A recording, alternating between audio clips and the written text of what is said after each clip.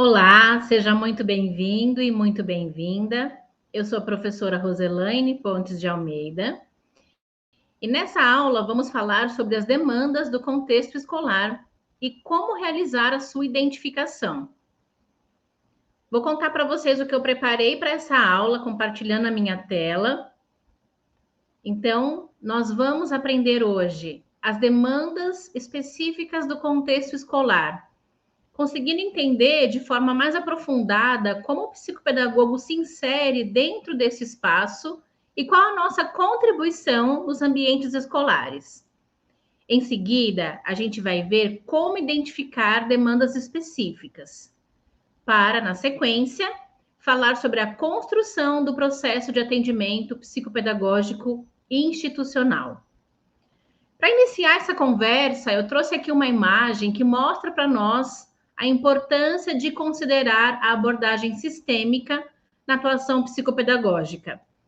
Lembrando que o nosso foco de atuação, ele tanto interfere em outros sistemas, quanto também recebe interferências de outros contextos, seja ele o familiar, o social, o contexto mais amplo da escola, as diretrizes próprias de um município ou estado, enfim. Na psicopedagogia institucional, é muito importante que a gente se lembre da abordagem sistêmica, porque a nossa atuação tanto pode trazer efeitos que vão para além da escola em que a gente atua, tanto quanto a gente vai ter alguma certa limitação em alguns aspectos, já que esse indivíduo, esse grupo, esses docentes, ou seja lá qual for o grupo que a gente vai atuar, também recebe influência de outros sistemas. Tendo isso em vista, vamos para as demandas específicas do contexto escolar. Um primeiro convite que eu faço para vocês é um exercício diário que a gente vai precisar fazer de se afastar na instituição escola com aquilo que a gente até hoje estava habituado. Então, cada uma de nós tem uma experiência, uma história, uma vivência com a escola. Seja enquanto estudante, nos anos em que a gente passou ali estudando e aprendendo, seja como um profissional que já atua na educação. Na psicopedagogia, a gente vai ter que ter esse afastamento para poder refletir e pensar ações a partir de vista do psicopedagogo e não de um professor, por exemplo. Então, se você é professor, professora, coordenador, enfim, atua na gestão de escola, vai ser muito importante você exercitar esse distanciamento do que hoje você conhece da escola, para aprender a olhar para os desafios e possibilidades da nossa atuação nesse contexto a partir de um outro ponto de vista, que é a do psicopedagogo institucional, que tem como campo de atuação o coletivo, primordialmente, mas também a equipe gestora, a equipe pedagógica ou até mesmo grupos de alunos. A questão é que agora, nesse exercício, nesse novo exercício de olhar para a instituição de um outro ponto de vista, a gente vai precisar fazer um levantamento das demandas que cabem ao psicopedagogo institucional. E aí a gente vai identificar os problemas que precisam ser resolvidos, sejam eles de ordem pedagógica, vincular, estrutural, situações passíveis de modificação. Esse é um ponto bem importante, porque afinal de contas, como eu disse na minha primeira aula, o psicopedagogo trabalha para não ter trabalho, justamente porque a gente vai favorecer a atuação daquele grupo, daquele conjunto de indivíduos, para que consigam de forma autônoma conduzir seus próprios caminhos e vencer os desafios que hoje a situação está colocada ali na instituição. Então, a gente vai pensar em temas que devem ser trabalhados, claro, coletar junto com a equipe da escola quais são os seus desafios, os seus dilemas, quais são as problemáticas que têm aparecido e sugerir caminhos possíveis para a gente atuar na minimização ou até exclusão destes problemas, pensando em quais conflitos a gente pode e vai conseguir solucionar, trazendo aí uma certa clareza, né, em relação às nossas possibilidades de atuação, até porque muitas vezes as pessoas depositam muita confiança no nosso trabalho, mas nem sempre eles têm a clareza de qual é, de fato, a nossa função dentro da escola. E isso precisa estar claro para nós, em primeiro lugar, para que a gente comunique de maneira assertiva isso para aquela equipe. Então, a gente vai atuar pensando nas situações problema, que envolvem aspectos pedagógicos, de vínculo, conflitos que acontecem no contexto escolar, e também do fracasso do processo de aprendizagem. Claro que a gente tem também nesse debate o fracasso da ensinagem, né? Ou seja, a possibilidade das crianças, dos jovens e adultos de aprender, mas também dos professores de ensinar. Então, a gente pode entrar aí nesse debate para poder contribuir, trazendo novas abordagens, ferramentas, atualização pedagógica, práticas baseadas em evidência científica, que tanto contribuam para a criança, jovem ou adulto aprender de forma melhor, tanto para os professores ampliarem seu repertório e também se sentirem mais autoconfiantes naquilo que eles fazem. Isso é algo que, sem sombra de dúvidas, faz muita diferença no contexto escolar. Então, a gente vai olhar tendo essas duas perspectivas como primordiais para a nossa atuação, lembrando que na psicopedagogia institucional, os atendimentos são, em sua grande maioria, coletivos ao invés de individuais, e a gente atua tanto na prevenção quanto na remediação de dificuldades ou desafios que estão ali no contexto escolar.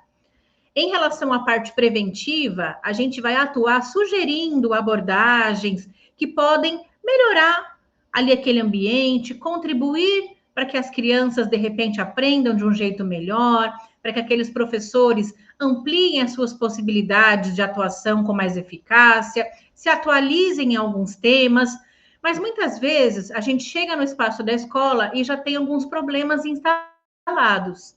Já tem criança que não aprende, já tem criança recebendo laudo, professores que não sabem mais o que fazer, ou que tipo de conduta podem ter para incluir as crianças, para fazer uma adaptação pedagógica. E aí, nessas situações, a gente entra, então, na remediação, que é quando já existe uma questão instalada e a gente vai sugerir caminhos para minimizar os efeitos dessa situação em particular. Além disso, a gente vai trazer, então, para essa atuação nossa na instituição, a necessidade de responder a uma demanda. Ou seja, as pessoas que a gente vai conversar, com quem a gente vai interagir, vão trazer para nós uma série de questões, de queixas, possivelmente, e a gente vai precisar entender, dentro desse contexto e dessas interações, quem que formula essa queixa ou essa demanda? São os professores? É a equipe gestora? Para a gente poder cruzar essas informações e ver se aquilo que os professores têm como uma necessidade também é o mesmo que a equipe gestora comunica. Porque às vezes a equipe gestora quer que os professores desenvolvam um trabalho X. Mas quando a gente vai ouvir os professores, a necessidade deles é outra. Eles querem, por exemplo, ajudar melhor as crianças que têm algum diagnóstico, que eles não sabem muito bem como conduzir. Então, a gente vai precisar identificar quais são as demandas comuns ou em que momento em que essas queixas encontram um ponto de convergência para a gente poder atuar em relação a essa demanda. A gente também vai entender quem recebe essa demanda, né? Qual a expectativa que se tem em relação a essa atuação do professor, do psicopedagogo, como é que a equipe gestora vê toda essa relação, o contexto em que ocorre, né? Muitas vezes as demandas que vêm são para além do ambiente escolar, e aí fica mais difícil a atuação, porque o que a gente observa muito, às vezes, na escola, é a queixa de que a criança não aprende, não se desenvolve. Ah, mas a culpa é da família, que não está junto, que não é parceira, do pai e da mãe que não vem na reunião. Percebe como aí a gente está tentando culpabilizar algo sobre o qual ninguém tem controle? A gente não pode partir do pressuposto de que mudando a família isso vai ser melhorado, porque a gente não consegue mudar a família.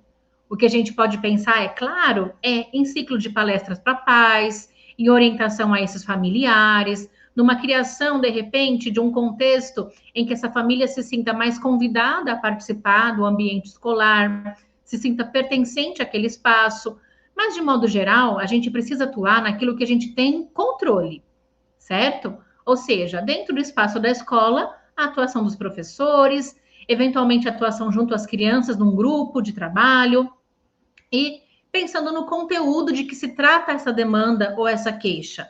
São questões comportamentais difíceis de lidar, que envolvem as crianças e a sua aprendizagem?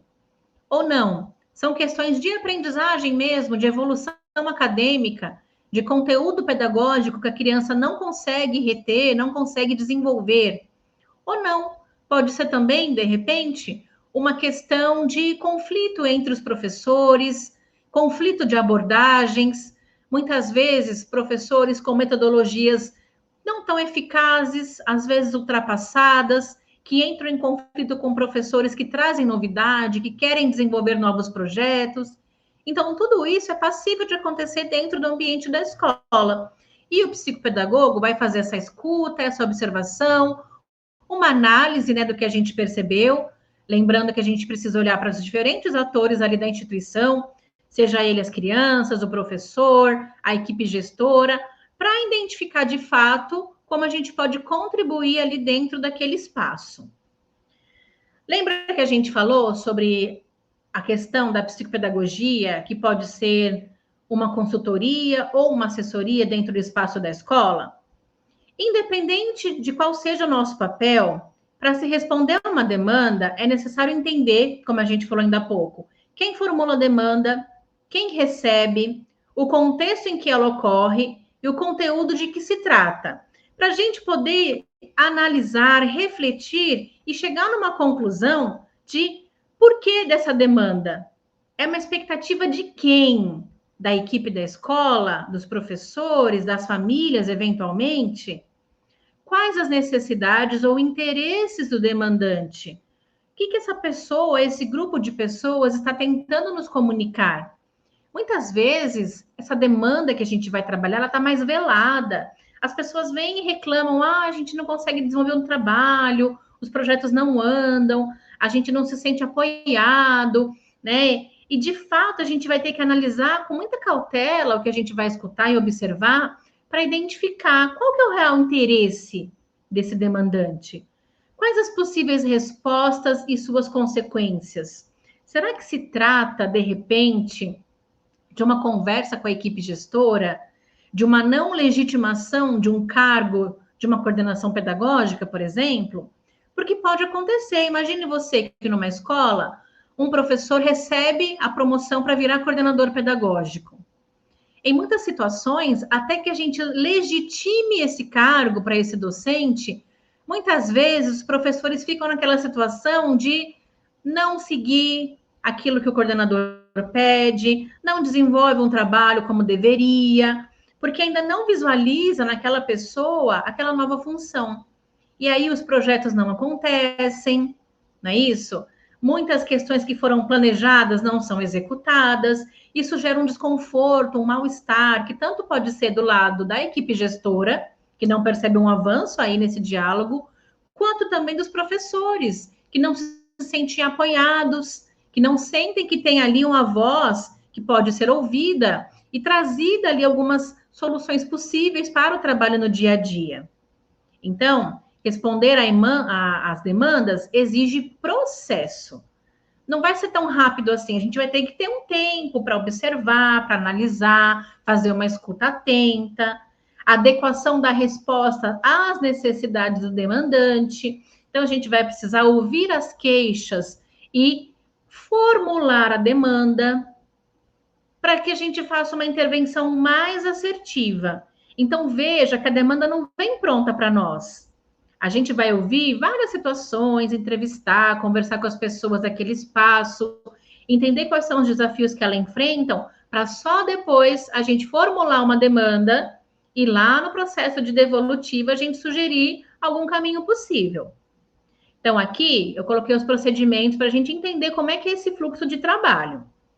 A gente tem primeiro o enunciado e escuta da demanda, o que a gente ouve ali vai recebendo das pessoas que estão naquele espaço. No ponto 2, a análise da demanda, a gente vai ouvir, vai escutar, vai ouvir muitas queixas, vai precisar analisar o que daquela queixa se converte numa demanda? Daquelas demandas, quais fazem parte do escopo do psicopedagogo? Porque podem vir coisas que são de ordem de atuação de um psicólogo ou de um outro profissional, e não vai caber ao psicopedagogo lidar com todas as questões que estão ali colocadas. E é muito comum que venham várias demandas que não fazem parte da nossa atuação.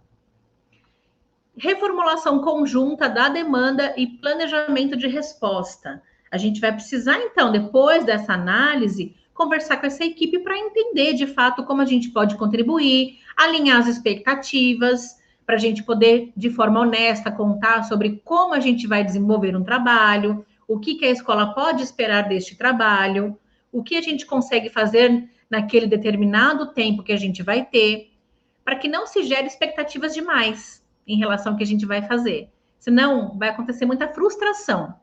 E vão dizer, esse psicopedagogo não faz o que promete. Então, a gente tem que ter muita clareza dos limites e possibilidades da nossa atuação para deixar isso bem alinhado com a equipe da escola. E aí, algumas sugestões aqui, tem até um trechinho de um livro da avaliação psicopedagógica institucional, que diz assim: a demanda sempre surge de um desejo, de uma necessidade, de um interesse de melhorar uma situação na qual se identificam carências de natureza diversa e que se prevê como potencialmente passível de melhora. Então, quem traz a demanda para a gente tem essa clareza de que se trata, de fato, de uma situação que precisa ser melhorada. E claro que se a escola tem à disposição um profissional habilitado para isso, que estudou e que entende de aprendizagem, eles vão trazer aquilo que precisa de resolução. E a gente vai precisar filtrar, selecionar, analisar aquilo que nos cabe dentro da nossa atuação. Então, olha lá, importante. Não devemos considerar como demanda todas as comunicações que recebemos. Às vezes, a demanda é apenas de escuta. Muitas pessoas chegam e se queixam e falam e ficam um tempão contando para a gente uma situação. Nem sempre elas querem uma resolução. Elas querem apenas serem ouvidas. Outras vezes não há demanda, mas sim uma transmissão de uma queixa. Nem tudo a gente precisa dar uma resposta, percebe? Porém, após um trabalho prévio, uma reclamação pode se converter em demanda.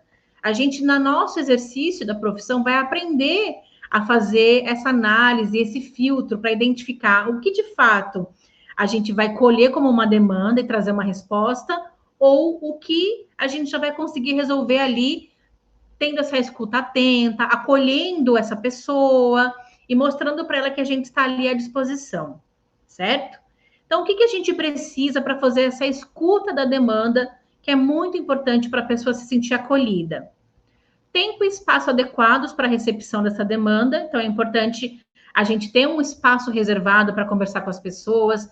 Claro que a gente pode ter conversas informais de corredores, mas configura uma situação muito diferente quando eu tenho um espaço reservado, privativo, para ouvir aquela pessoa. Isso mostra que aquilo que ela está trazendo importa.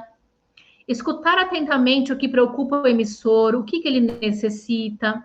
Identificar expectativas e interesses em relação ao nosso trabalho, em relação ao que pode ser desenvolvido. Verbalizar aquilo que é possível oferecer e o que não é, que é o alinhamento de expectativas, para que a gente não tenha frustrações depois, tanto da nossa parte quanto da equipe da escola. E estimar a disponibilidade antes de sugerir ações. A gente precisa pensar no tempo de execução dessas ações, para que a gente faça, de fato, uma sugestão assertiva. E aqui a gente vai aprender a fazer isso quando a gente for escrever o relatório de devolutiva, planejar a intervenção também. E aí, por fim, para a gente pensar nessa análise da demanda, que a gente vai se debruçar depois numa próxima aula, a forma como nos transmitem uma demanda pode ser tão diversa quanto o seu conteúdo. Diante disso, temos de procurar entender em cada caso qual é, no fundo, o pedido que recebemos. Lembra que eu falei que nem tudo aquilo que chega para nós é, de fato, uma demanda? Sem isso, é muito difícil oferecermos uma resposta suficientemente ajustada às intenções do demandante.